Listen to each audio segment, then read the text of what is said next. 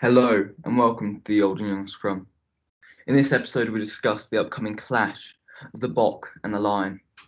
It will be taking place in the faraway land known as South Africa, where the best of England, Ireland, Scotland, and Wales, the best of the best, will clash against the world champions, the men covered in gold and green who battle with a fire in their stomach, with their sad but tragic and also proud past against the enjoyment of the tourist who will absolutely go to war on this grassy battlefield. Today I'm joined to discuss this with Simon Folt. Mate, that was very Shakespeare almost, my friend. Where did that come from? I don't know. I think I was trying to get like the Morgan Freeman God voice, but if he was English. Wow. No, that was some introduction, fella. And yeah, what a day. Lions Day. What we've all been waiting for. Forget what's gone on last few weeks. You know, the warm-up, the tittle-tattle, the chat. Today, 5 o'clock. Boom. Let's shake the room. The Boks meet the Lions on the grassy battlefield. The Boks go to battle with a lion. Now, where's your money? What are we thinking? What are we talking about today? Where should we start? Come on, let's have a start for 10. Boks. The Boks. Okay, let's look at that team, shall we? Let's just look. Let's have a look at the horrors that are the Springboks. Now, a lot of experience on that team, but also a lot of inexperience. You've obviously got Khaleesi as captain, what's always good for them, not for us. Eben. Yeah, wonderful player, great captain, good symbol of all things South African. But yeah, let's not take anything away from him. Whilst he's a fantastic captain and a figurehead, he's a colossally good player as well. Okay. The most capped player on that team is Eben Etzberth. You have described that man as a thug, a bit mean. Mate, I think he's in the Bacchus Bota school of horrible bleeders. He might be smiles, but if you look at the man, he is built like the proverbial brick outhouse. His arms are probably thicker than my chest. He's just an absolute beast of a man. Never takes a backward step. You look at him in every ruck and maul, he is competing. He is pushing, pulling, trying to get at the very heart of, doesn't let anybody settle. And he proved it in that A game. He put a monster hit in, didn't he, just after the kickoff, set the stall out. Yeah, I like him a lot. I'd love to have him in a Saints jersey at some point. South African second rows are, they're some of the best in the world on their day. And that boy is at the pinnacle of his career. Not quite as nasty or dirty as Bacchus Botha, but probably backs it up with the amount of physicality he can bring. So, yeah, he worries me. And the guy next to him, Monster, he's another phenomenal good player. Was always the beating heart of that Gloucester side when they were going well. The one guy that I think he's injured that didn't make it is Diaga, the guy that's up at Sale. Now, I never rated him, really. He always looked a bit lethargic and a bit of a donkey as a second row. But for Sale, I watched him in one game. He was immense. So yeah, it's Atoji and Grandad Wyn Jones are going to have their work cut out today for sure. Let's talk about Wyn Jones. I mean, that is phenomenal. We spoke a month ago about him and the fact that he dislocated his shoulder, and he looked down and out. He looked done for. There was no coming back. The look on his face and the look on Gatland and everybody else has said, right, I need to go and find myself another captain. I need to find myself another second row. And crikey, 4 weeks later, here he is. He's starting a Lions tour as captain. I mean, remarkable. That just shows you how far, one, physios and doctors and medics have come on, but two, the pain he has put himself through to get to where he is. And I am 100% sure that shoulder is hurting just to put his arm above his head. But, fair play to the man. He's going to pull that jersey on once more and do it all for us. I was a bit mean last night, and I said that he was boring and that I didn't find fun to watch. I need to retract that statement very quickly. I watched the game last week where he played outstanding game, especially for a comeback game from such big injury. And here he is. Can we move away from the second row, because you know a lot more about second rows than me? Can we move on to that, because we're a bit more equal there? Okay. South Africa's got the best back row in the world, debatably. Yeah. Yeah. Again,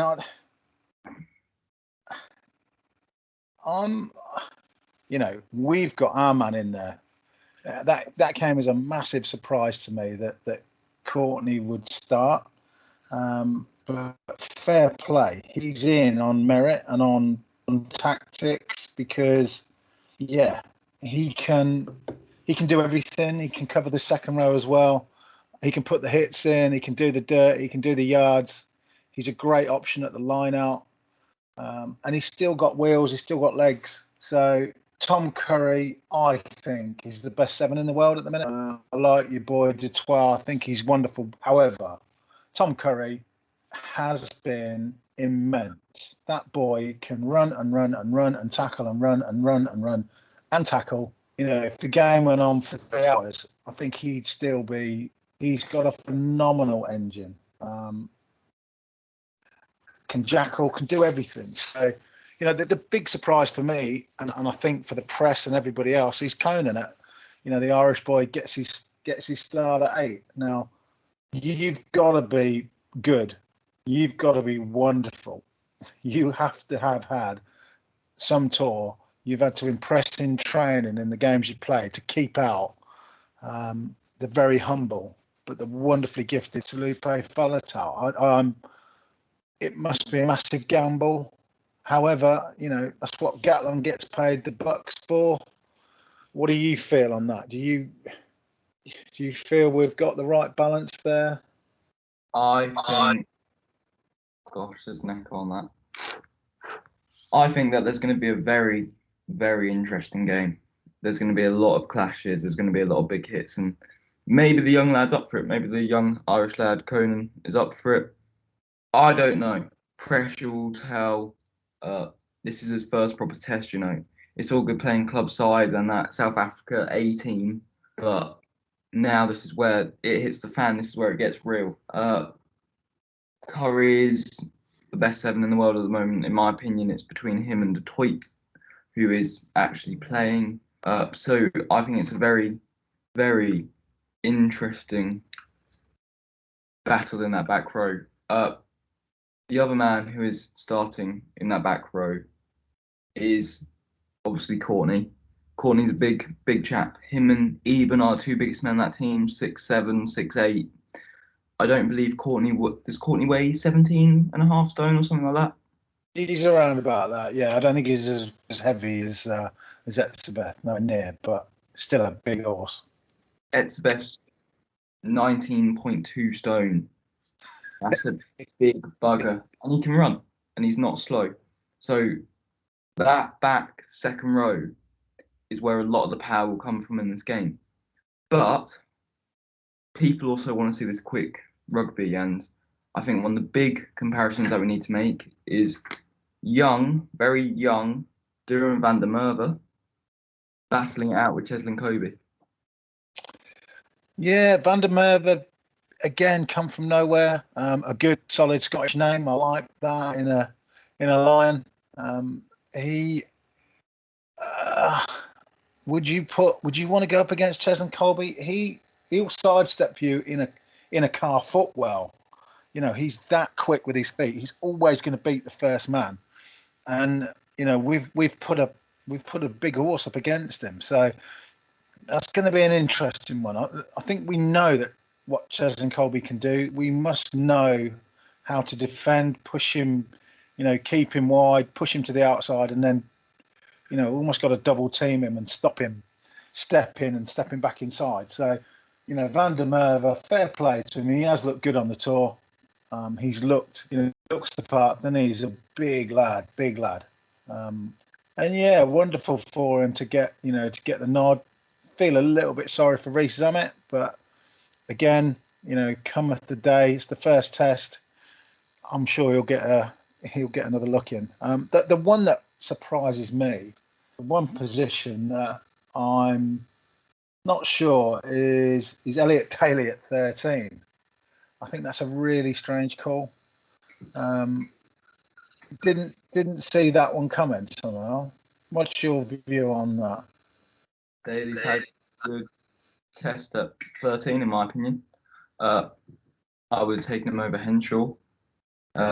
Is Henshaw starting? Yeah, Henshaw's 12. So those two, you know.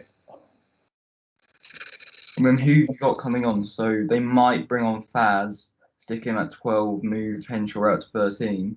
Correct. Yeah, that's their option off the bench, isn't it, with Farrell? Yeah. I want to talk about Conor Murray. Okay. He's captained, not in a mean way, but I'm going to say this. He had a shocker as a captain against South Africa. He couldn't seem to hold the team together.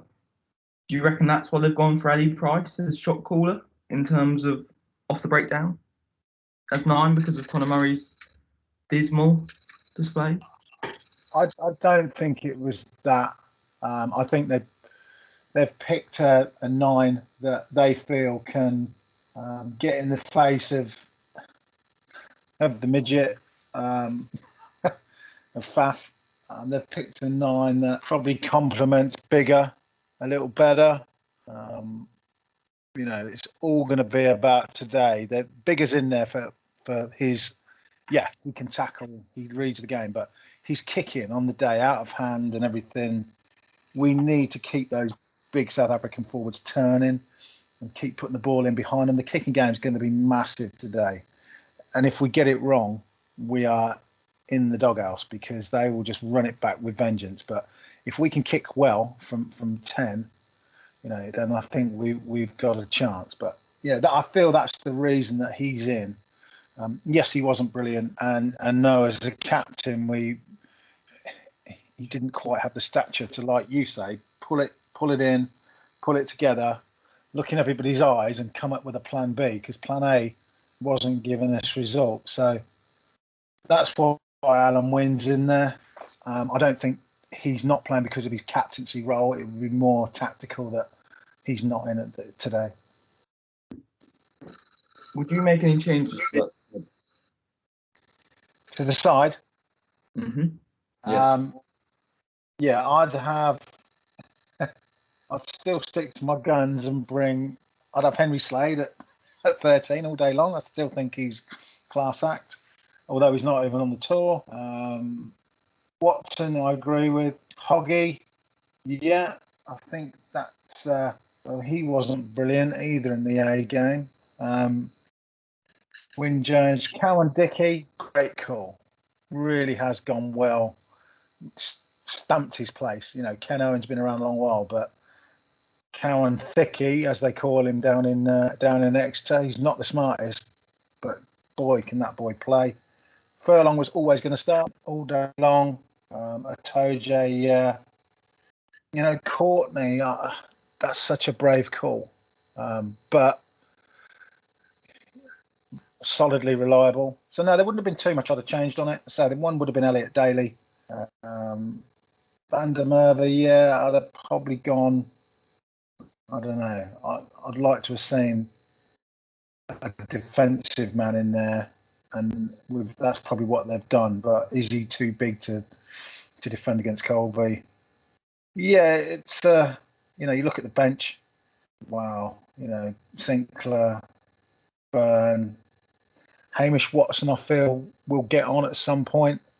In the 60th minute, when everyone's getting a bit tired, just that burst of energy he can bring. He'll be feeling pretty subdued that he didn't make the starting team. And Liam Williams, he can really play anywhere. Talented boy. Farrell, can bring him on at 12. I don't think he'll come on at 10 unless there's an issue with our friend. But no, it's it's what we've been waiting for. It's what we've been talking about for the last 3 or 4 weeks, and the time's come. So I just hope we saw in that A game just how dangerous and how South Africans can have the best game plan in the world. A bit like Mike Tyson, everyone's a tough guy until they get a punch on the nose. And that for me is we've got to be in it. If we're in it at half time, if we're in it at 60 minutes, then we've got a chance. If we let them get away, if we let them get 2 or 3 scores ahead, we're done for. Yeah, this is a big clash. Do you want to hear my changes? Go, yeah. Let me hear. Who would you? What's your team? I would have Dan Bigger on the bench. If you haven't heard, he's had a bit of personal trauma at the moment, so I would have him there just to give him that little bit so that he knows he can come on. But I reckon he'll play out of his skin. I'd have. Let's play Marcus Smith at 10 for just. Yeah. Be there somehow. I'd love to see that boy start at 10, and maybe first test. If it doesn't go right, then we'll see him. But yeah, go on then, Marcus Smith. So you're going to drop down. You're going to drop down Bigger, you Saints man. No, Bigger's going on the bench. Okay. And that's, if you haven't heard, Bigger's recently had someone in his family pass away. So. Okay. Just as a bit of a. Actually, that's to help Biggs. So really, I am looking out for our Saints, man. Oh, okay. You're looking after him. Good man. Okay, I get that. If you're listening, you're a legend. Good luck. Have Smithy at 10. I'm going to keep Daly at 13. Pretty take off Hoggy, have him as a backup. Liam Williams, put him at 15. Yeah, Liam Williams can. I like Liam Williams. I don't think he didn't take up rugby till he was like 18. I mean, it's really good story. But I've never seen that boy have a bad game. And if you look at him, he looks the most ungainly. He's got bandy legs, bow legs. Doesn't look like a rugby player, but crikey, can he? He's caused us no end of grief at the Saints in his Sarri shirt. England, he's caused utmost pain, and he can always break that first tackle and find space where there isn't any. So yeah, no, you're not far off the mark with that boy. Yeah, and I think Hoggy's lucky. Yeah, Hoggy is lucky. We talk about how much defence matters in this Lions game. I want to just step away from the Lions for a minute, and then we'll come back to the really juicy stuff in a second. England defence coach John Mitchell has left to go to Wasps. Yeah. What's that going to do? Well, I think reading between the lines and talking to certain people who will remain nameless, okay, he doesn't like Eddie. Can't get on with Eddie. Doesn't agree with Eddie. Mitch is a maverick. He does things that are sometimes off the wall a little bit, but players love him. They respect him. He was a phenomenal player. I was unlucky enough to play against him when he played for Sale a long time ago. And was phenomenally hard, man. And that again, if you look at the amount of people that have gone under the Jones regime, and if you get yourself any time as a young man, which probably you don't, but if you listen to his book, Eddie Jones, he is a phenomenal workaholic and doesn't sleep. He'd be up emailing people at 2, 3 in the morning when he, has an idea pop in his head, and he expects an awful lot of people around him. There's an excerpt in his book where I think he was coaching somewhere. They'd won the game, and the boys, they wanted to go and have a few beers, but he made his coaching staff go to bed at 10 o'clock because no, you got work tomorrow. And one of them thought he was joking, and this was one of his best mates for a long time. And then he said, "No, I'm brutally serious. You need to go to bed." I remember Paskey saying, England coaching staff would hide in cupboards just to ring their missus because it was frowned upon if you were, it was a sign of weakness almost. So, yeah, I mean, fair play, great signing for Wasps. And bad news for England, with the World Cup coming up in 23. He's almost got to rebuild again now. He's lost his right hand man almost.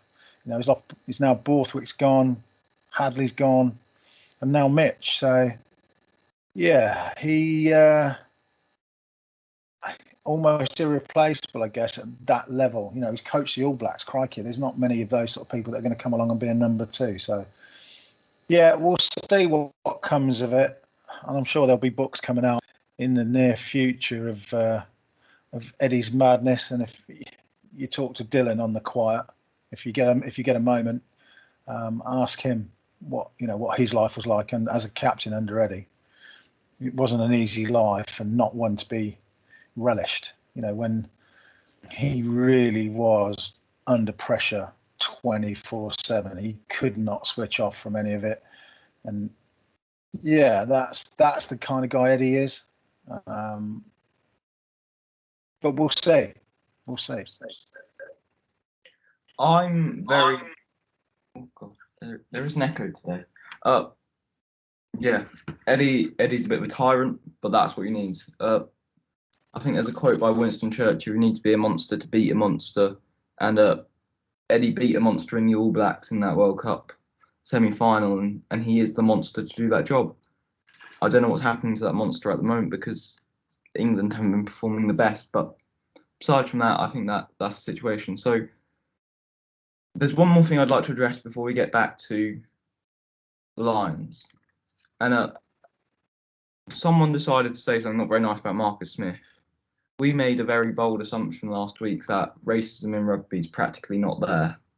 And then Neil Francis decides that he's going to come out and, I believe, to quote him, said that Marcus Smith had the tan of an Oompa Loompa.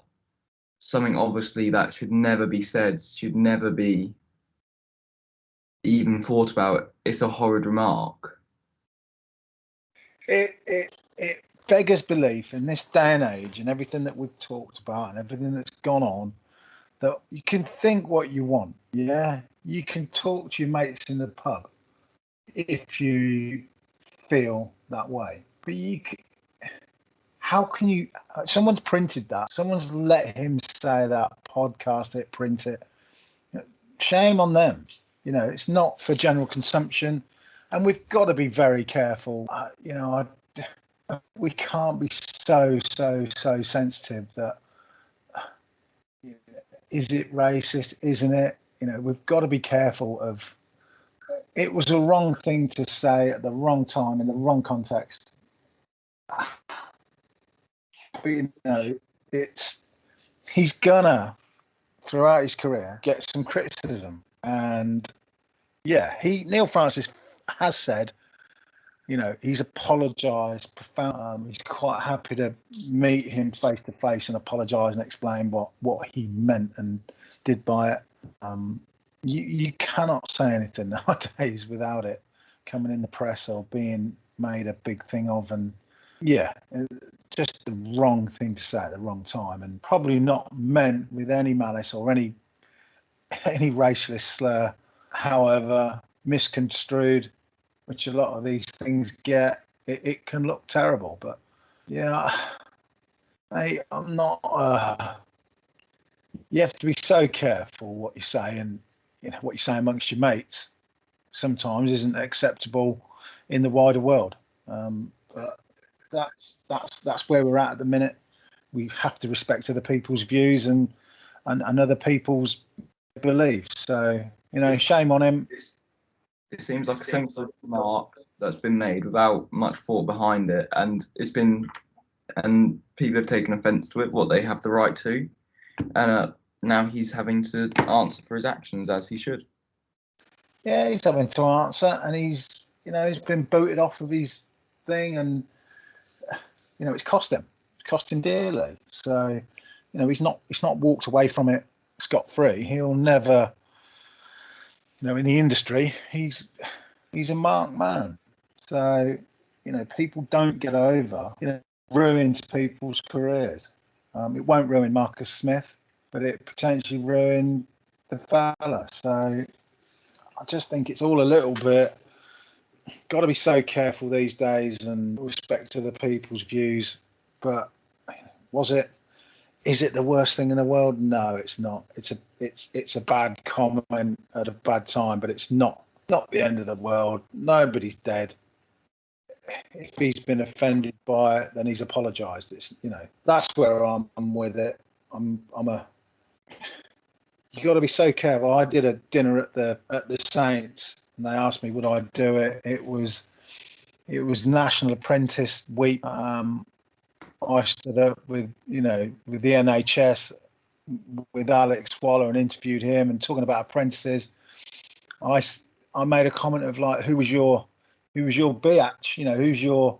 Who's the boy that looks after you? Who's the boy that brings you boots? And he went on to say about George Furbank was, he's the guy that he was under his wing, and he, stuff that goes on in every rugby club. And the Saints got a tirade from one particular lady, said, it was Women's Week or something, and I'd referred to someone as a bitch, and they had to apologise on my behalf. And I said, well, tell her to ring me, and I'll explain what I said and what I meant. It wasn't being derogatory to anybody in any way, shape, or form. It was probably a mistimed word at the point, and I profusely apologise. But I'm not apologising for what I said, because it's said, I did it.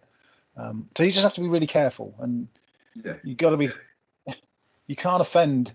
I could quite easily offend a lot of people, and I do try not to. You've seen me in corporate, and it's a fine line, buddy. Fine line.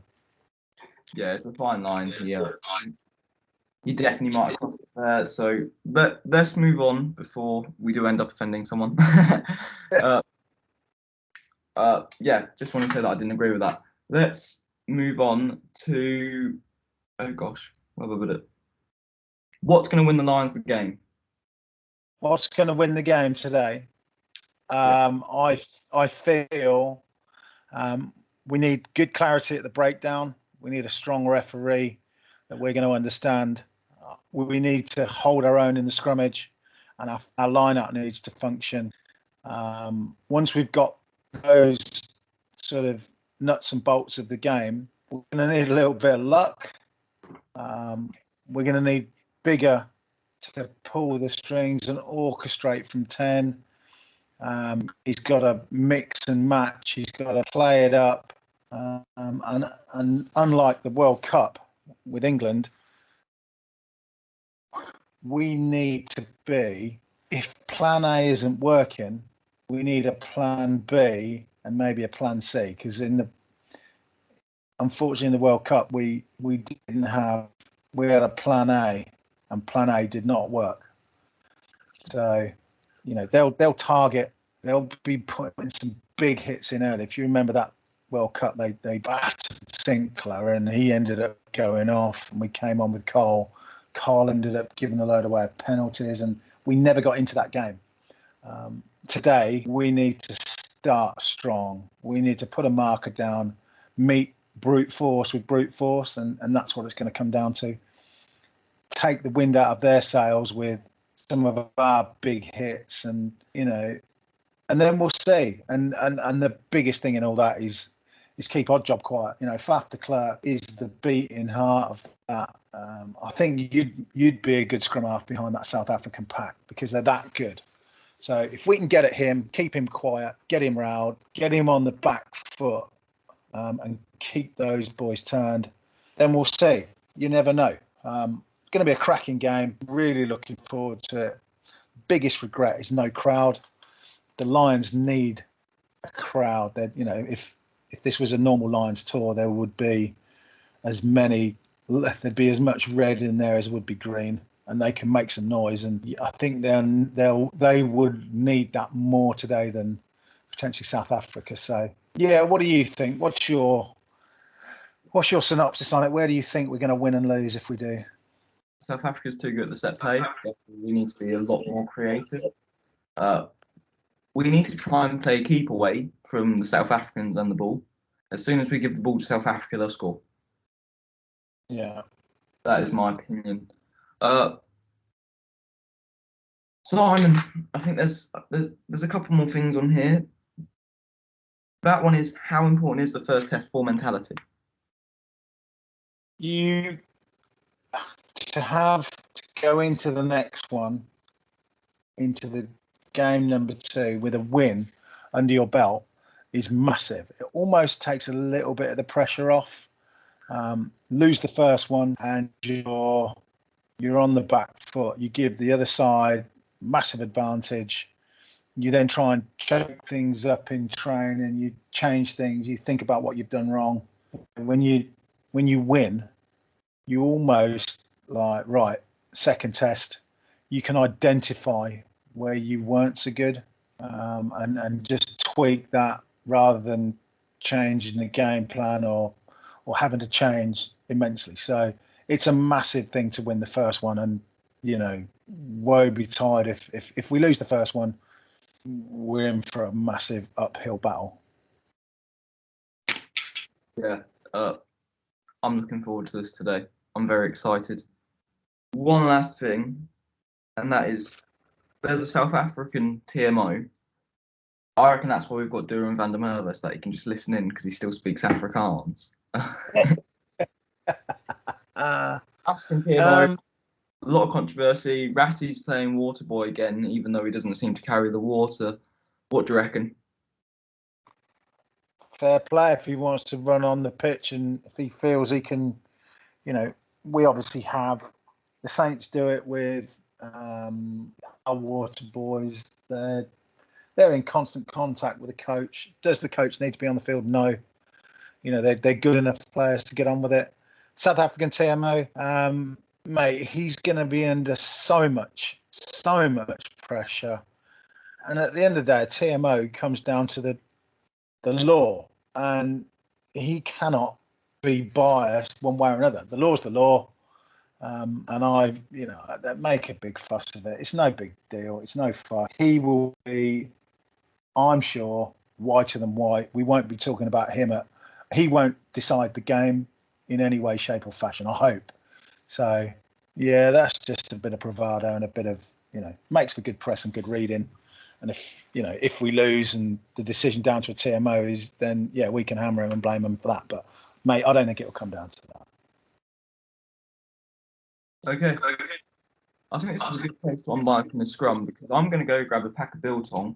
Probably grab, I don't know, maybe a cup of tea.